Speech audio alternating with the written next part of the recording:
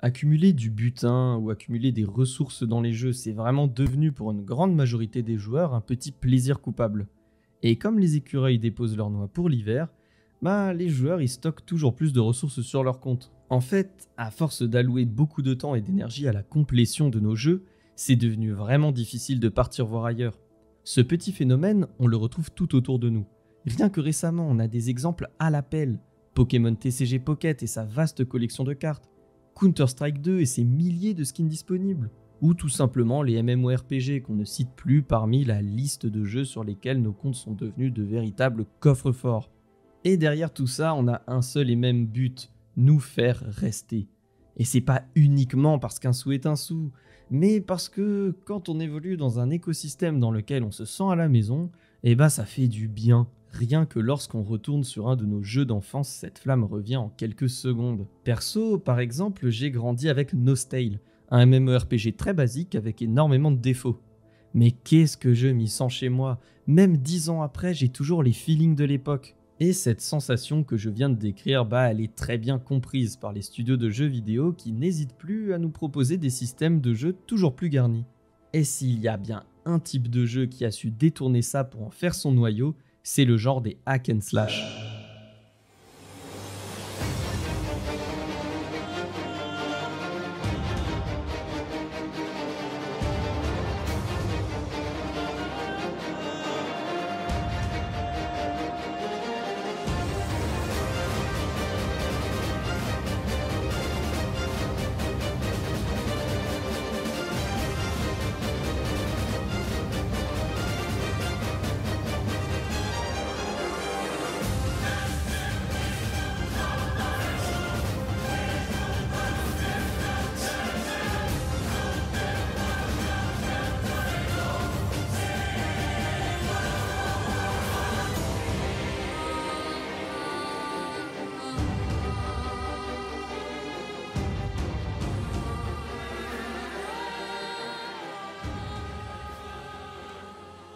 Depuis 2023 et plus précisément depuis la sortie de Diablo 4, les hack and slash c'est hype. On observe de plus en plus de joueurs découvrir un fonctionnement pourtant vieux de dizaines d'années, le hack and slash à la Diablo 2. Et c'est vrai qu'il y en a des choses à dire sur Diablo 2. D'ailleurs, si ça vous intéresse, je vous glisse quelques vidéos sympas dans la description. Mais aujourd'hui, on va parler de Path of Exile 2, son plus récent descendant.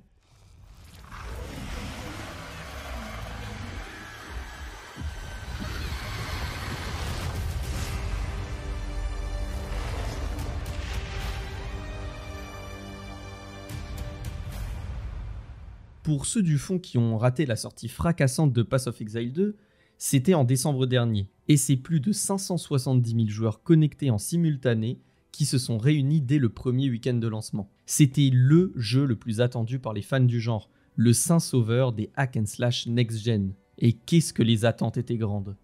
Donc comme tout bon gamer, je m'y suis mis. Et bon Dieu qu'il est bon. Ses boss fights sont fluides, son système de craft, sa campagne et même son endgame, le jeu est une réussite. Intelligent dans ses concepts et agréable à prendre en main, il a littéralement rythmé ma fin d'année 2024. Et alors que je voulais laisser mon avis, j'ai réalisé le nombre colossal de personnes qui avaient déjà passé des centaines d'heures sur le jeu. Mais vous réalisez, on parle de centaines d'heures en moins de 2 mois, c'est ridicule.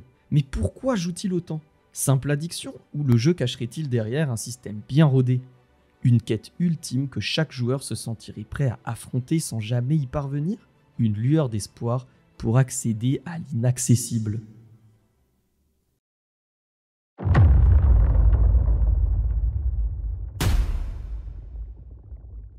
Bon, je me suis dit qu'avant de directement vous embarquer dans ce qui nous attend, c'était plutôt intéressant qu'on check un peu ensemble comment fonctionne ce jeu. Quelle est l'essence même d'un hack and slash? Et globalement, le concept il est quand même assez simple. Le but, c'est d'être le plus fort possible afin d'accéder au contenu le plus dur possible.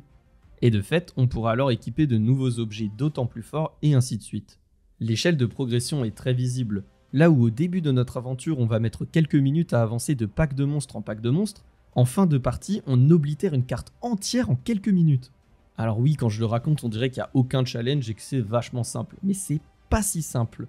Path of Exile 2, il est même connu pour être très exigeant et il a littéralement découragé certains joueurs dès les premiers jours de jeu.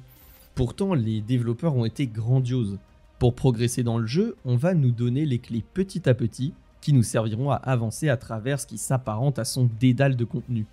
Pour ne pas aller trop dans le détail, le jeu nous donne 3 grandes façons d'améliorer notre personnage: les compétences, les objets et les points de passif. Les objets, ça fonctionne comme dans beaucoup de jeux actuellement. Un objet normal n'a aucun bonus, un objet magique peut en contenir jusqu'à 2 et un objet rare peut en contenir jusqu'à 6. En vrai, s'il y a encore les objets uniques à côté, mais ils ont leurs propres effets et sont un peu spéciaux, donc on va pas vraiment en parler dans cette vidéo. Les compétences, elles s'équipent tout simplement sur notre personnage, et les points de passif, ils se dépensent dans un arbre. Un grand arbre. Ouais, un très grand arbre. Ils ont vraiment pas déconné avec l'arbre. Bon, vous l'aurez compris, Path of Exile 2 c'est un jeu de farm, un jeu de grind sur lequel vous risquez de passer beaucoup de temps. Et comme passer du temps c'est toujours mieux à plusieurs, et bah Path of Exile c'est surtout un jeu multijoueur. Et pas un petit mode multijoueur, non. Pas un jeu coop, non. Ici on parle d'une économie à l'échelle de la planète. Tous les joueurs peuvent échanger des objets, discuter ou jouer ensemble. Alors pour que le jeu ne s'effondre pas sur lui-même, notamment quand son noyau repose en majeure partie sur ce que les joueurs vont drop au cours de leur aventure, il fallait un système économique solide. Et ça, c'est le point de départ de notre histoire. Je vais vous présenter les currency.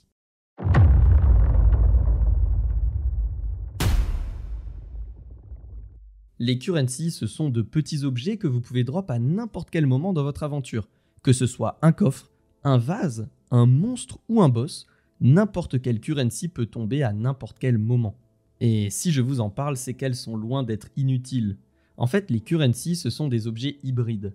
Elles servent à la fois au craft des objets de votre personnage, mais aussi à être échangées contre des objets à d'autres joueurs. Et pour pas rendre le trade totalement indigeste, on s'est permis d'en choisir seulement quelques-unes qu'on va utiliser pour l'échange entre joueurs. Ce sont les currency basiques. Les currency basiques, elles sont au nombre de 10. Elles ont chacune un taux de drop différent, ce qui fixe leur valeur. Sur ces 10, il y en a 2 qui sortent particulièrement du lot, l'orbe exalté et l'orbe divine. L'orbe exalté, c'est la monnaie de base, celle qu'on va utiliser pour tout et pour rien. Alors que l'orbe d'exalté, on va la croiser très souvent dès le début du jeu, l'orbe divine, c'est beaucoup plus rare, mais vraiment beaucoup plus rare. En fait, si vous en voyez une passer dans la campagne, c'est déjà le jackpot. Et rien que ça, c'est génial en fait. On n'a même pas encore accès au endgame que le jeu nous balance déjà un max de pics de dopamine et nous rappelle de temps en temps que chaque monstre tué, c'est un ticket de participation à une loterie géante. Et ça, c'est tout le temps. Pour encore plus accentuer cet effet, le jeu supporte les filtres. Ce sont de petits plugins très faciles à installer qui vont ajouter une apparence graphique et un son caractéristique lors du drop d'un item plus ou moins rare.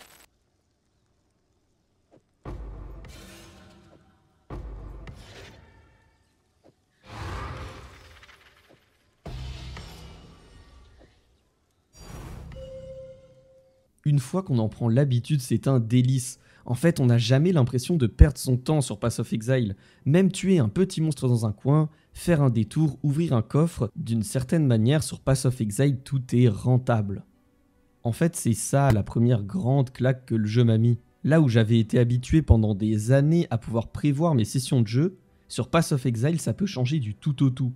Il suffit d'un objet, d'un item qui tombe au bon moment, et c'est directement des changements de plan dans tous les sens. Une nouvelle arme, une nouvelle armure. On peut avoir accès à tellement de choses en un claquement de doigts. Mais ce claquement de doigts, il est dur à avoir. Une divine par exemple, c'est une chance sur 18 000 de tomber sur un monstre lambda, c'est-à-dire le monstre classique qu'on va croiser dans une map de notre niveau. Et quand t'as une chance sur 18 000 de choper l'item que tu cherches, on va pas se mentir, il va en falloir des explosions de loot pour le dropper. Le seul vrai moyen de faire baisser ces une chance sur 18 000, c'est de tuer des monstres rares ou uniques avec beaucoup de modificateurs. En fait, plus un monstre a de modificateurs et plus il va drop d'objets rares.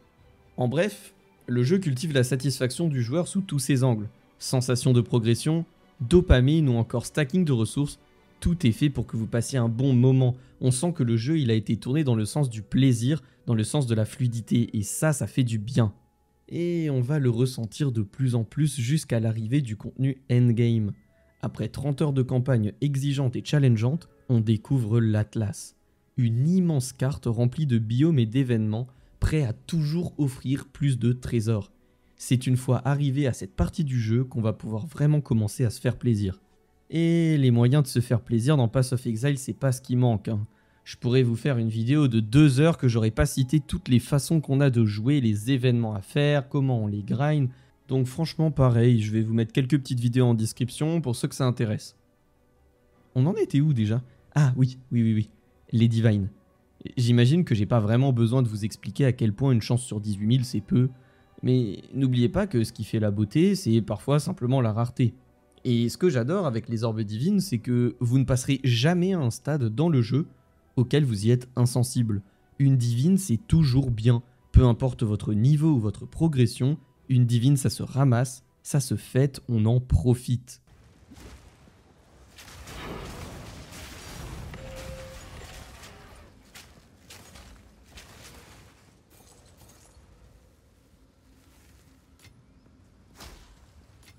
Et honnêtement, je trouve ça trop bien quoi, d'avoir des items un peu balises où on sait que peu importe où on en est dans le jeu, ça va être un objet sympa à ramasser qui va nous servir. Donc lorsqu'on va avancer dans l'Atlas, on va tranquillement accumuler de plus en plus de divines. Et même si c'est toujours le même régal qu'à notre premier drop, on commence à rêver plus grand. Bah ouais, quitte à s'engouffrer dans un chemin bien plus sombre.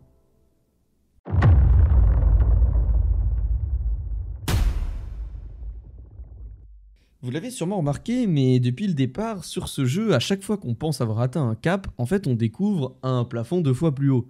Et les currencies, elles vont pas faire exception à cette règle. Et loin de moi l'idée de dire qu'on s'habitue un jour à drop des divines, même si je vous le souhaite, il arrive parfois qu'on se demande si je dropais un peu plus là, un truc un peu mieux, tu vois, quelque chose d'encore plus grand, encore plus cher. Et à m'entendre parler, alors que certains items du jeu avoisinent les 250 divines de valeur marchande, il n'existe aucun moyen de drop une currency de cette valeur. Donc alors ok, on pourrait drop des objets qui valent eux-mêmes plusieurs divines, les vendre pour d'autres divines, mais c'est bizarre qu'on n'ait pas un item, une currency qui valent plus cher, une sorte de currency ultime. C'est dommage, mais c'est comme ça. On est sûrement parti sur de mauvaises bases ensemble en fait, et c'est totalement ma faute. Si vous avez été attentif, quand je vous ai présenté les currencies, j'ai dit qu'il en existait 10. Mais sur le screen juste avant, on en voyait une 11e. Si vous avez pris 2 minutes pour réfléchir, en considérant que c'était la seule currency basique que je ne possédais pas, couplé au fait que celle-ci possède sa propre ligne en dessous des autres, vous avez sans doute compris qu'on va parler de très gros poissons là. Vous avez aussi compris que n'importe quel joueur se lançant dans un hack and slash, d'une manière ou d'une autre, joue pour collecter des objets. Donc, si je vous dis que celui-ci est l'objet le plus rare de l'histoire de Path of Exile, et que certains n'en ont jamais vu en plusieurs milliers d'heures de jeu, j'imagine que je vais avoir toute votre attention. Pas de suspense ici, je vous présente le miroir de Kalandra. Cet objet, c'est tout simplement le Graal de Path of Exile, celui qu'on met sur le CV quand on le drop, celui qui nous fait hurler sans penser aux voisins du haut, celui qui frôle la légende. Un miroir de Kalandra, c'est une chance sur 1 million de tomber sur un monstre classique de votre niveau. Un miroir, c'est surtout une valeur de 900 orbes divines. Là, on parle, hein. Alors, elles sont toujours aussi bien ces divines et je reviens pas sur ce que j'ai dit, mais là, on parle de 550 en un seul et unique drop. De quoi racheter tous nos personnages réunis en un seul instant. Indirectement, tout le monde joue pour un jour ou l'autre atteindre le miroir. Parce qu'il est ce qu'on trouve de plus grand dans Path of Exile. Il est ce fameux plafond final, ce boss de fin secret, ce trésor enfoui. Mais attendez, si le jeu a une telle courbe de progression et qu'on ne peut que aller de l'avant, mathématiquement vous devriez l'avoir un jour. Vous devriez un jour atteindre un niveau où petit à petit vous vous êtes hissé dans les plus hauts niveaux du jeu. Et par persévérance et patience, vous êtes enfin prêt à pouvoir vous attaquer aux contenus les plus durs mais à la fois les plus récompensants. Il est atteignable ce miroir, non ? Enfin, je pourrais vous répondre que oui, à moins qu'une faille spatio-temporelle vous balance 200 heures de jeu en arrière, votre progression devrait bien finir par payer, non? Mais le problème, c'est que cette faille, elle a un nom dans les hack and slash et c'est le système de ligue. Et ça va nous mettre quelques bâtons dans les roues.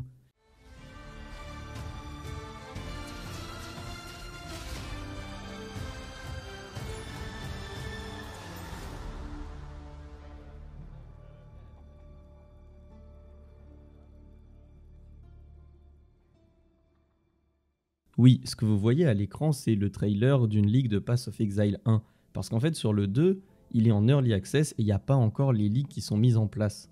Alors, il y a une tonne de raisons de dire que les ligues, c'est excellent. On repart tous ensemble de zéro, ça renforce l'aspect communautaire, ça permet de réduire l'écart entre les nouveaux et les anciens joueurs et ça apporte une tonne de contenu. Des équilibrages, des nerfs, des ups, une ligue, c'est parfois même un nouveau jeu. Mais il y a tous ces bons côtés, il y a aussi le fait que pour chercher notre mirror, ça va être un petit peu plus compliqué du coup. On se bat à la fois contre la difficulté du jeu qui n'est pas moindre, mais on se bat aussi contre le temps. Pass of Exile, le endgame c'est à la fois un speedrun pour essayer de faire le maximum de contenu avant d'être reset, mais aussi toujours ce même plaisir de recommencer de zéro justement. Le plus long dans Pass of Exile, c'est d'arriver à un stade d'optimisation nous permettant de réduire nos statistiques et on les échange contre de la rareté d'objets. Je parle ici d'avoir des objets tellement parfaitement roll qu'on pourrait sacrifier quelques statistiques de défense ou d'attaque pour y mettre des lignes de rareté, pour augmenter les trésors qu'on va trouver au long de notre périple. Là, on parle d'une statistique que vraiment seuls les joueurs d'élite peuvent se permettre d'équiper, afin de pouvoir améliorer leurs chances de faire tomber le gros lot. Donc si je vous dis que tous les 4 mois, il faut recommencer de zéro, que toutes vos currencies, vos stuff et votre progression sont réinitialisées, vous commencez à saisir l'inaccessibilité du machin? Donc un miroir, c'est une chance sur 1 million de tomber. En plus, on a seulement 4 mois pour le drop, parce que sinon, il faut repartir de zéro. Il est uniquement accessible avec des stuffs optimisés qui peuvent mettre parfois des centaines d'heures, voire ne pas être accédés en l'espace d'une saison entière. Mais c'est impossible. Personne peut dropper ça. Personne. Mais il se passe quoi du coup si d'un côté on a le mirror qui base tout sur sa chance pour être drop avec des statistiques ridicules et en face on a une armée de mecs surintelligents qui vont créer des builds pour les autres et qui vont s'optimiser jusqu'à la dernière goutte. Bah ouais. Bah il se passe ça quoi. That guy can't see. There's like 0 currency drops. This is our first exalt of the map. Like look how much we cleared, look how my inventory looks. And we just looted our first exalt. There's no... And then I wanted to combine something like I really liked First thing. Map number 2. Stellar Amulet. It's so bad.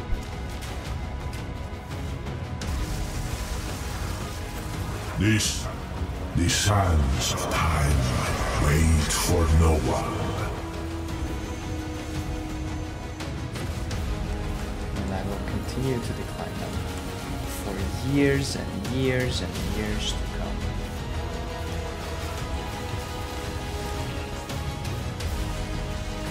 See ya.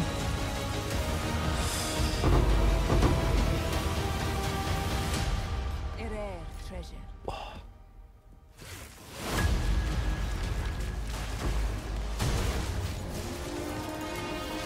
This cannot be. It is not my time. Mirror, mirror, mirror, mirror, mirror. Mirror! I told you, King. Jesus! Didn't I tell you? What? Woo! I told you! And it happened on fucking Sandspit. It happened! It fucking happened, dude. Vous avez vu les réactions de ces mecs? Ces mecs, pour la plupart, ils ont entre 3 et 10 000 heures de jeu sur Pass of Exile premier du nom, et ils auront sûrement la même chose d'ici 2 ans sur Pass of Exile 2. Et je vous avais pas menti, hein. Ça fait crier tout le monde. Un mirror, c'est tellement rare, ça peut tomber tellement n'importe quand, qu'il suffit d'une fois, il suffit que le fil de la destinée il se croise avec le présent, et ça passe. Et ce moment, il est magique. Faut savoir que c'est pas facile à créer un écosystème dans lequel un objet est si rare que de le drop, ça procure de telles sensations après autant d'heures de jeu. Et justement, c'est le plus gros point fort de Pass of Exile. Ils ont créé un écosystème parfait. En fait, sur Pass of Exile, tu te sens progresser, mais tu sens aussi tout ce qui est encore à atteindre. Tu te sens jamais loin de tout, mais jamais proche non plus. Il y a ce truc où tu te vois un peu avancer au fil des aventures, et ce qui avant te paraissait inaccessible, bah ça devient d'un coup possible, mais tu regardes toujours à l'horizon. Mais c'est surtout le modèle économique en fait. Le fait de pouvoir se dire que l'objet il a une vraie valeur et que c'est pas juste un chiffre pour un chiffre, c'est pas des pièces d'or comme sur Diablo, Là, on est sur une currency qui sert, mais à la fois qui se trade. Et ça, c'est du génie. Ça vient vraiment rythmer les priorités des joueurs et ça fait un peu chercher à chacun quand il serait bon d'investir dans son stuff et quand il serait bon de venir acheter un stuff. Et tout ça, la campagne, le endgame, le very endgame, les boss, les événements, tout ça, c'est rythmé par cette loterie permanente qui vient toujours te rappeler que ça peut dropper maintenant, alors regarde bien ton écran, garde bien ta souris en main. Et ça, c'est fort. Au final, le mirror, c'est quoi ? Bah, le mirror, c'est la cerise sur le gâteau. Un gâteau tellement garni et tellement généreux que les développeurs ont offert aux joueurs. Le mirror, c'est cette sorte d'étoile inaccessible qu'on va suivre tout au long de notre progression jusqu'à la rattraper. Et ces chiffres sont tellement dérisoires que faire ? Personne ne va lancer une map en disant celle-ci c'est celle du mirror. Et au final, c'était la meilleure façon de l'aborder. S'il tombe, il tombe. Il tombera peut-être au début, peut-être dans 2 heures, dans 2 semaines, dans 2 mois ou même dans 2 ans, mais il existe. Et c'est toujours cette petite lueur d'espoir de se dire que tout ce qu'on peut drop, ça ira de la plus petite currency du jeu à la plus grande. En tout cas, moi, j'avoue que j'en ai jamais drop. J'espère que la vidéo et globalement le concept vous aura plu. C'est mon premier concept comme ça. Je voulais vraiment parler de Path of Exile. C'est un jeu que j'aime beaucoup. J'espère avoir réussi à bien vous le narrer, à essayer de bien vous expliquer sans trop rentrer dans les détails tout l'enjeu qu'il y a autour de son économie, de son univers et de la façon d'aborder le jeu. En tout cas, j'ai pris énormément de plaisir à créer la vidéo, à graphiquement la mettre en forme, etc. N'hésitez pas si vous avez des retours, des questions ou si juste vous voulez en savoir plus. Je répondrai à tous les commentaires et je vous mets dans la description tout ce que je vous avais promis. Et je vous souhaite pour 2025 de drop votre mirror. Alors actuellement, le jeu il est en early access, donc ça veut dire que les saisons elles sont pas tout à fait en place. N'hésitez pas à en profiter pour le tester, c'est 30 € sur Steam. Mais si vous n'avez pas les sous, pas de souci, il est tout simplement gratuit à sa sortie définitive d'ici quelques mois. En attendant, je vous dis à la prochaine. C'était Bibus. Allez.